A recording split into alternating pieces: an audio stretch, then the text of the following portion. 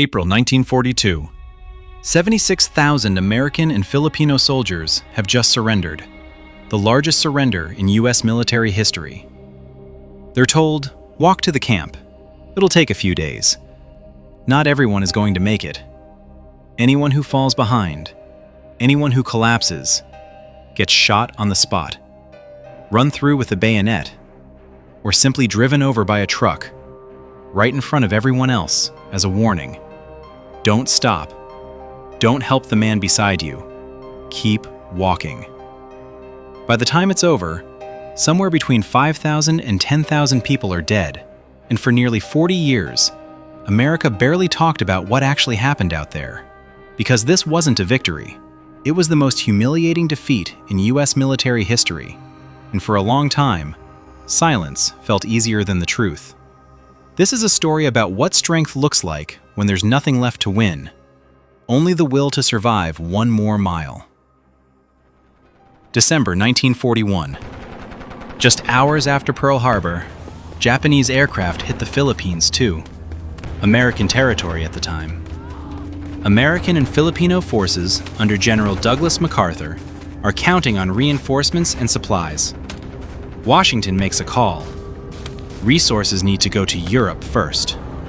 The Philippines are left to fight, almost entirely alone, against a much larger Japanese army. The troops fall back to the Bataan Peninsula, a narrow strip of jungle and mountains, terrain built for holding out for months. And they actually do hold. Nearly 4 months, far longer than Japan ever planned for. But the supply lines never come. Soldiers start eating horses, mules, monkeys. Malaria kills faster than bullets do. By early April, the army is so physically broken that there's almost no combat-effective force left to fight with. On April 9, 1942, the commander of the American Filipino forces on Bataan surrenders. MacArthur himself is long gone by this point, evacuated to Australia under direct orders from President Roosevelt, leaving behind a promise that would become famous: "I shall return." A line that in the moment sounded almost cruel to the men he left behind.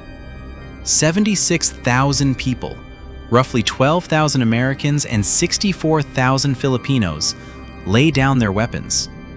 The Japanese army, which had planned to handle a maximum of 25,000 prisoners, simply isn't equipped for a number this large. No food reserves for them, no water, no transport, no medical staff. And that lack of preparation, combined with a military culture where surrender itself was considered a disgrace worse than death, meaning surrendered men were, in a real sense, treated as people who'd forfeited their right to basic dignity, becomes the fuse for everything that follows. The prisoners are formed into columns and marched north, roughly 65 miles to a rail station, where they'll be loaded onto trains to the camp. On paper, the march is supposed to take a few days. In practice, for many of the men, it stretches out over a week or longer, under a tropical sun with no shade, almost no food, and almost no water.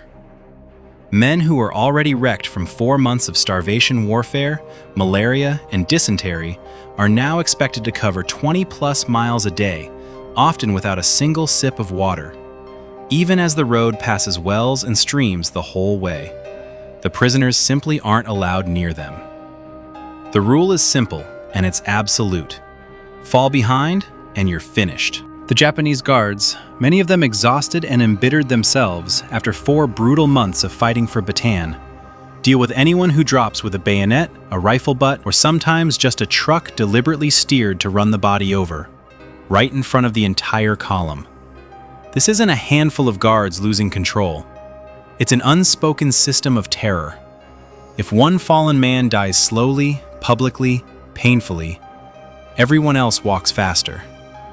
Nobody dares stop, even for a second, even to help a friend.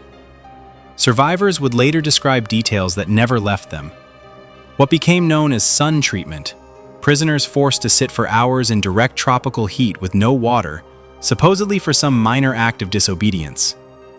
Wells the guards would deliberately march men past, close enough to see and smell the water, but never close enough to drink. Pure psychological cruelty aimed at men already half mad with thirst. Men carrying their weakened friends on their backs, knowing full well that a guard might decide, if you've got the strength to carry someone, you've got the strength to move faster, and shoot them both. But there's another side to this march that matters just as much as the horror, and it deserves to survive alongside the statistics. Filipino civilians lining the roads, risking their own lives because guards shot locals too for trying to help, quietly toss rice balls, fruit, lumps of raw sugar into the passing column. Women hide food in the folds of their clothing and press it into a prisoner's hand in the half second a guard's back is turned. That's part of the story of Bataan too. In the middle of a system built entirely on cruelty, ordinary people kept risking everything for strangers. By the time the columns finally reach the rail station at San Fernando, thousands of men are already dead. And the ordeal isn't over. Survivors are packed into steel boxcars, 100 men crammed into cars built for 40, in tropical heat with no ventilation for several more hours to Camp O'Donnell. And once they arrive, the dying doesn't stop. Malnutrition, malaria, and dysentery will go on killing thousands more men in the camp itself, long after the march has technically ended. News of what actually happened on the Bataan Death March doesn't reach the American public right away. Japan keeps it buried. The first detailed documented testimony doesn't reach the US until 1944, when a handful of escaped prisoners managed to reach American forces and describe what they'd witnessed. Until then, families of the missing simply don't know whether their sons and husbands are alive, dead, or somewhere in between. After the war, the Japanese commanders responsible are tried as war criminals. General Masaharu Homa, who oversaw Japanese forces in the Philippines, is found guilty and executed in 1946. But justice, stretched out over years of legal proceedings, offers cold comfort to the families who'd already lost fathers and brothers by then. The men who survived Bataan, who came to call themselves the battling bastards of Bataan, a line lifted from a bitter, half-joking poem the men wrote about themselves while still under siege, come home from Japanese POW camps physically and psychologically shattered. Many of them will spend the rest of their lives refusing to talk about what happened. Some don't start talking until decades later, and even then, often only to their grandchildren, not their own kids. The Bataan Death March never became the kind of victory people make triumphant movies about. It was a surrender, a humiliation, a death toll stretched out over weeks of torment inflicted in full view of the men who loved each other most. That's probably exactly why it got talked about so much less than victories like Iwo Jima or Midway. But maybe that's exactly why this story matters more than a lot of the victories. Because the heroism here isn't about taking a hill or raising a flag. It's in carrying your friend on your back, knowing it could get you both killed.